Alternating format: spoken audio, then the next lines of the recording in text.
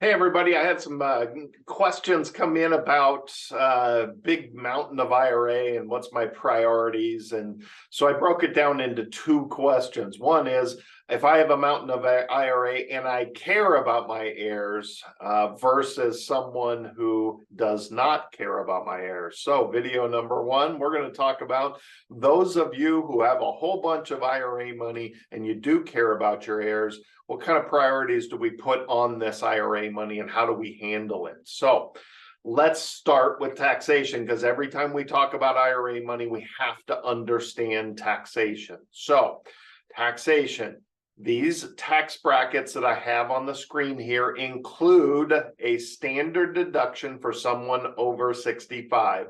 It's only slightly less if you're not over 65. Not a big deal, okay? So from a learning perspective, these apply to everybody. They're just slightly less for people that are under 65, okay? So the next part is understanding how taxation works. We get taxed one bucket at a time. So if you're single and over 65 and you only had 15,000 worth of income, you're going to pay zero taxes.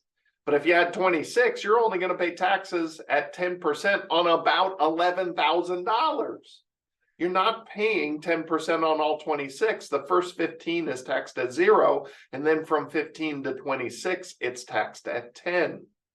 And then when you jump all the way to 60, this $34,000 here is taxed at 12. Not all 60,000, just the 34,000. Same thing to 22. If you had 61,000 worth of income, then $575 is taxed at 22. Everything else is taxed at the lower tax rates. So you're taxed one bucket at a time.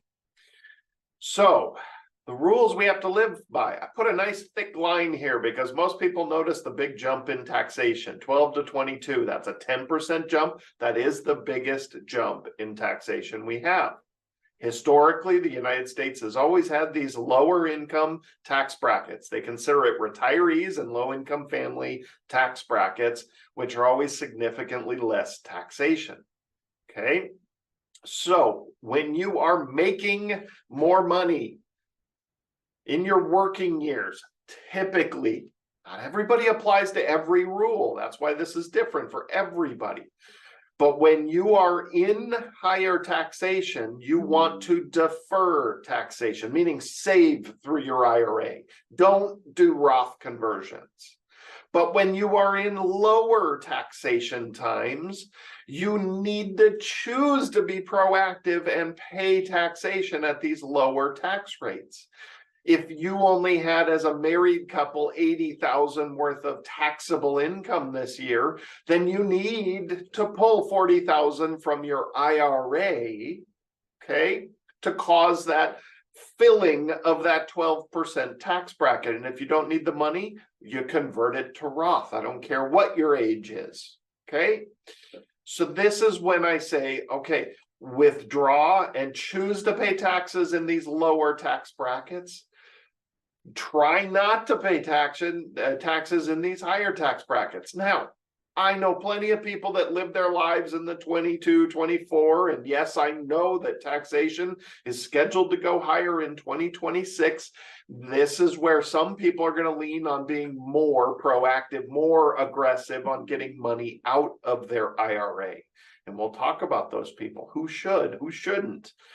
Paying 22 and 24, some people should be volunteering to pay those higher tax rates because they, and maybe even their heirs, are going to live a life at higher taxation, okay?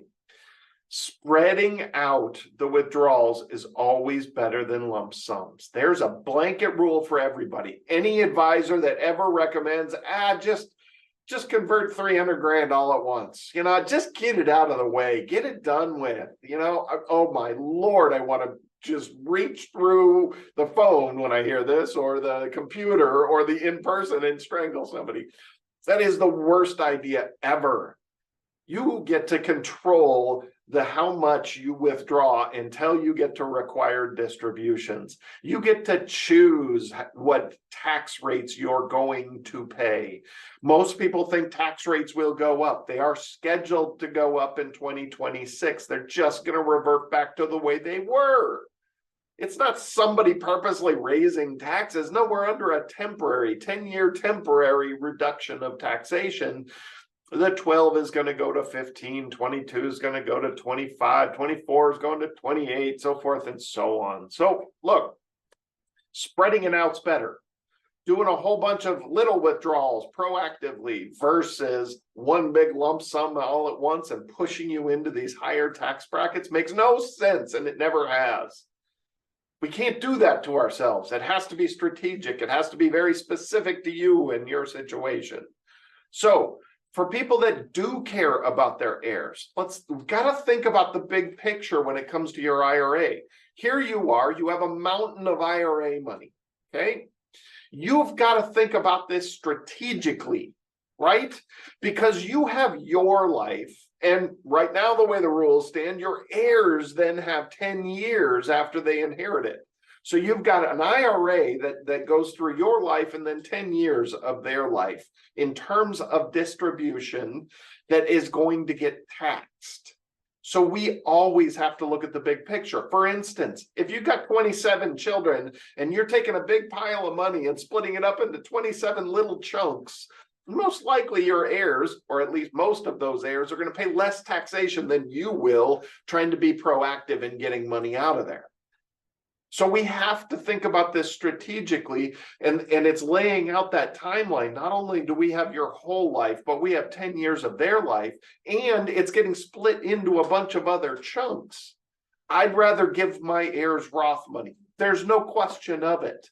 I'd rather give my heirs Roth money. But do I want to pay higher taxation just to give my heirs Roth money?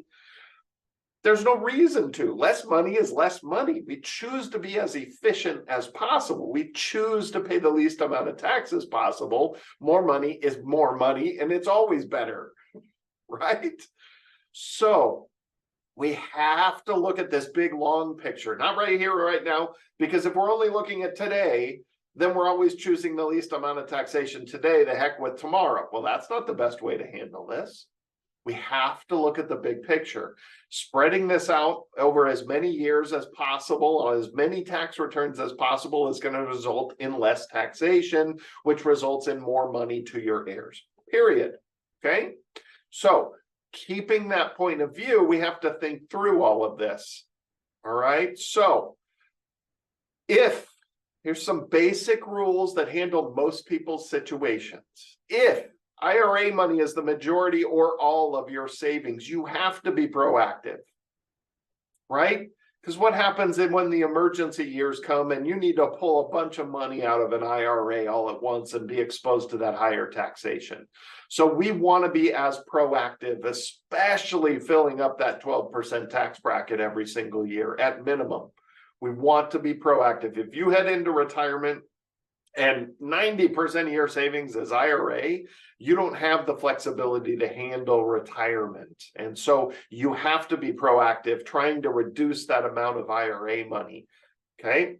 Because here's the other problem that happens with that mountain of IRA money. If eventually your RMD pushes you into higher tax brackets and you didn't even need that income to enjoy retirement. For instance, you're forced between Social Security, pension, and IRA required minimum distributions. You're forced into maybe $150,000 worth of income, okay?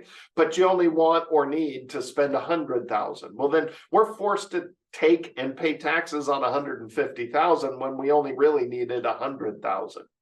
So there's a great reason to be proactive. In a perfect world, we're only forced to take out money we needed anyways.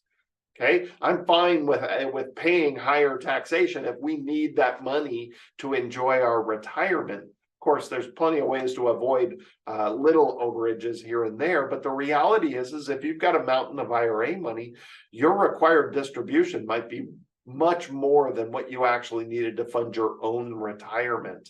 And it's pushed into that higher tax bracket. And so if you're proactive, you can reduce the amount of IRA money from retirement to required minimum distribution. You can work on reducing that IRA money, which then reduces that required minimum distribution, which then reduces how much extra taxation you're being exposed to.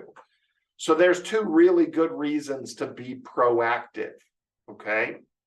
Proactive, meaning the day you retire, the plan is we got to be pulling from IRA to reduce IRA, okay? Next, withdrawing from IRA causes higher taxation, okay? So I want you to think about this. Taxation of Social Security is not always the same, okay? The most of you, the most you will pay in terms of percentage of your Social Security that you will pay taxes on is 85%, meaning 15% of your Social Security is not taxable. Okay, that's a good thing, right? When we were initially sold Social Security before I was born, it was supposed to be tax-free, but now, hey, we get a discount. 15% of it's not taxable. But here's the problem. For some people, you might be in a situation where only 50% of your Social Security is taxable, or even 0 of your Social Security is taxable.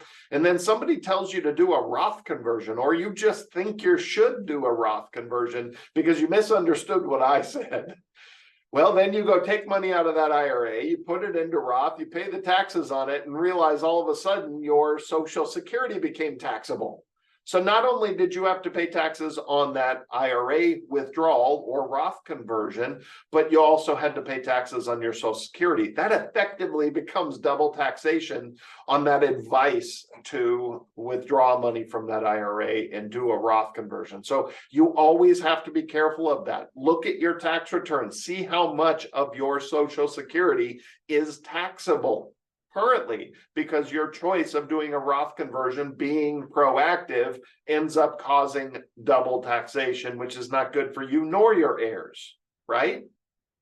So in a case like that, for a lot of people, only withdraw what you have to. Now, look, if you're in a situation where you've got millions in IRA money and you're dealing with taxation, you're going to deal with it at some point. So it may be a reason to be proactive, even if this is happening. But, and I just ran into an inherited IRA where the heck with it, we have to, we don't have a choice. We got to really push the money out as fast as possible. So there are exceptions to all these rules, but in general, if you're living a life where not all of that Social Security is taxed, then we want to be careful about the choice of Roth conversions causing that. So then if withdrawing IRA money increases the taxation of Social Security, only to withdraw what you have to, okay? So that's what I'm talking about. So withdrawing causes higher taxation, only withdraw what you have to, meaning it's pushing you into 22% or 24 or 28 or whatever, and you didn't need the money. There's probably not a reason to. If it's causing the taxation of Social Security, it doesn't need to. So we want to be cognizant of the other taxation that's happening in here. So if we care about our heirs, we typically are going to lean on proactivity. Our heirs love Roth. They should love Roth. It's tax-free for 10 years for them. Roth is the best designation of money out there possible. It's tax-free, compound growth, wonderful, wonderful, wonderful. IRA is a tax time bomb. So we have to pay attention to that tax time bomb and be careful about our choices when it comes to this stuff. So hopefully that helps a little bit. The hardest part about this topic is everybody's in an individual situation, and taxation is so sensitive. So I want people to think bigger. If they do care about how much money goes to their heirs, we've got to think about spreading it out in the grand scheme of taxation, not the right here, right now. Okay, so think through this. Don't do huge lump sums, arbitrary dollar amounts. It's always about those tax brackets. So when doing these Roth conversions, we've got to take that stuff into consideration. So let me know if I can help. We're about to launch a website so you can schedule appointments with me hourly. I know a lot of people really want help with stuff like this. I am a real person. I really enjoy doing this stuff and helping people and educating people. So certainly contact us. Let us know if we can help out in any way. Shoot us an email, give us a call, comment below, send us questions. I'll make videos. I love doing this, and I'm happy to chat with anybody that needs help with anything in any way. and subscribe if you haven't. All right, see you next week. Keep an eye out for the same situation, but don't care what their heirs left over. The priorities then change a little bit on what we do with our IRA. All right, have a good one. We'll see you next week.